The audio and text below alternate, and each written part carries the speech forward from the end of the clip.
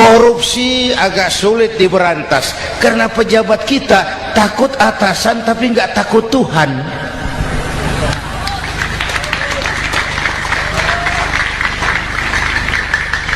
Itu sama dengan anak muda naik sepeda motor ngebut, lampu merah jalan terus, di stop sama polisi. Prit! Iya pak. Minggir. Siap. SIM? Ada pak. SNK? Ada pak. Tahu kau lampunya merah? Tahu pak. Kenapa lewat terus? Saya nggak tahu, ada bapak. Itu disiplin kita. Tenang bener jawabnya, kayak orang nggak salah gitu.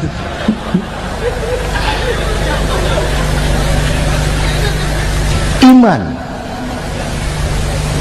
Apalagi belakangan ini saya sering bilang gini pak, ini humor tapi agak tasawuf. Orang yang paling tenang hidupnya itu tukang parkir. Coba lihat tukang parkir, walaupun mobil banyak, mereknya bagus-bagus, tidak pernah sombong. Benar ini, tenang. Nanti mobil pergi satu demi satu, habis sama sekali, dia tidak sedih. Tenang.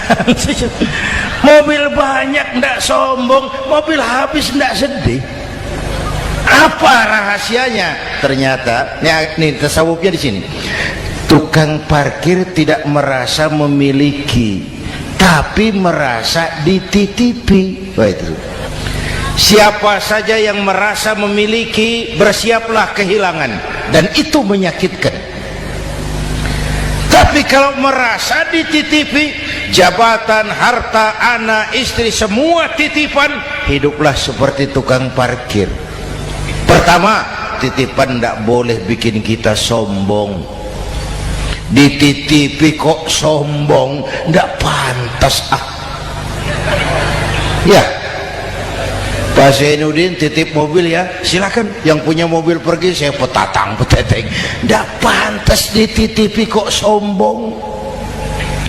Ada orang dititipi jabatan oleh Allah sombong, dititipi sombong.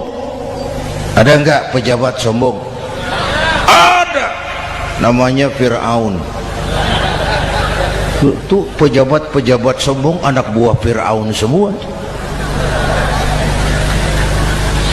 Dititipi harta oleh Allah, jadi orang kaya sombong, sama tetangga tidak mau kenal, orang lain kecil semua, jalan tidak injak tanah, kuntilanak.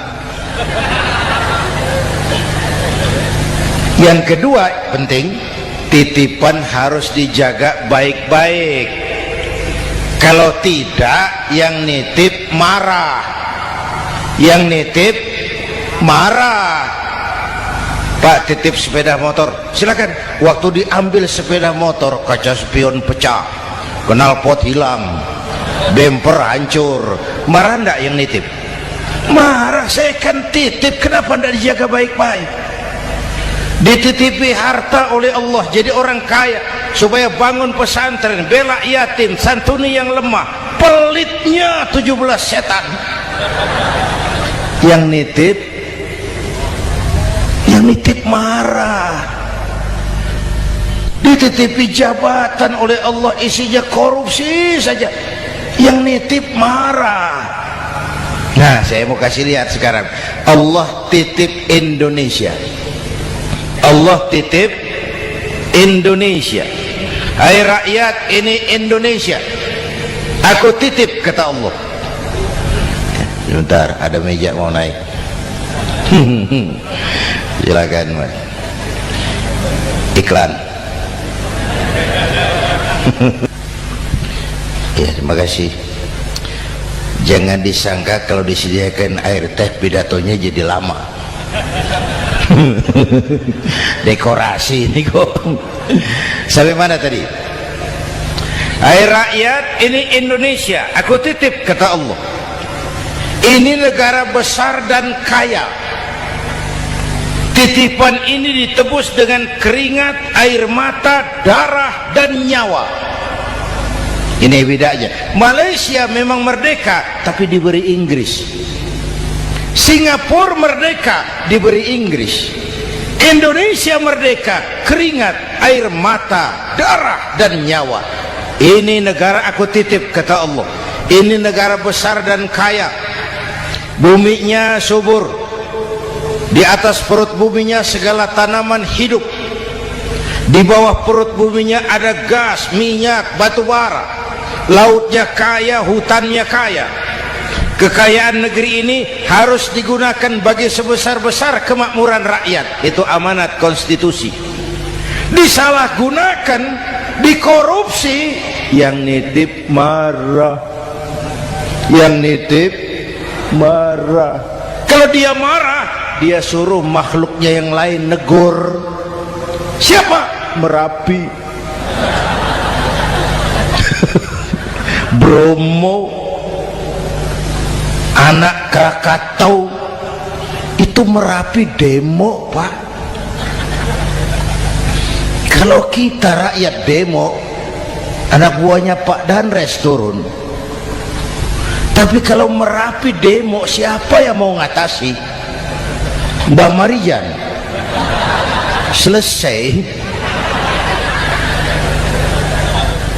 Sekarang Mbah Marijan sudah kumpul sama Mbah Surip di alam barzah. Dia sudah ketemu dia.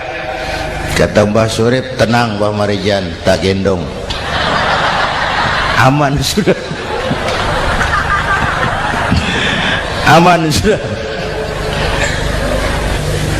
Saya mau bilang Merapi itu makhluk, Krakatau itu makhluk, Bromo itu makhluk.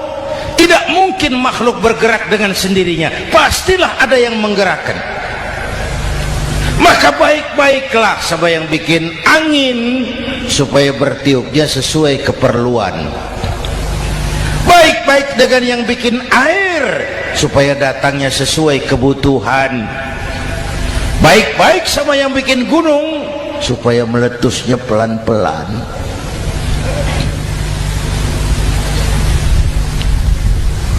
Bapak Ibu hadirin yang saya hormati, menjaga titipan. Jangan menyembah kecuali hanya kepadanya. Jangan menyekutukannya dengan sesuatu pun. Ayo, saya ngobrol kita. Bapak Ibu hadirin yang hadir di sini ini, kita ini semua hamba Allah apa bukan? Hamba Allah. Kata siapa? Kata kita. Kalau kata kita namanya ngaku. Ngaku itu boleh dan murah. Apa diakui? Kita belum tahu. Ya, kan baru kata kita itu. Dan tidak otomatis kalau kita bilang saya ini hambamu ya Allah, lalu Allah jawab iya ya. Tidak, wong itu kan kata kita. Saya hamba Allah, kata saya. Berapa banyak orang perbuatannya, ucapannya berkata saya hamba Allah, perbuatannya menyatakan dia hamba setan, hamba nafsu, hamba dunia, budak jabatan. Tidak sesuai ucapan dengan perbuatan. Jadi hamba Allah itu nggak mudah, digojlok, diuji. Coba lihat, yang jelas diakui sebagai hamba itu baru satu yang kita peringati ini, baginda Nabi. Allah mengakui kapan? Waktu menceritakan Isra dan Mi'raj. Apa yang dipakai kalimat? Subhanallazi asra bi'abdih. Maha suci Allah yang telah menjalankan hambanya. Hambanya Muhammad itu hambaku, aku jalankan dia. Allah mengakui. Kapan kalimat ini turun? Setelah Nabi digojlok, ditempa, digembleng, diuji, difitnah, dicaci maki, dilontari kotoran unta, sahabat-sahabatnya dibantai. Lolos, Muhammad betul-betul hambaku. Ayo Isra Muhammad. Subhanallazi asra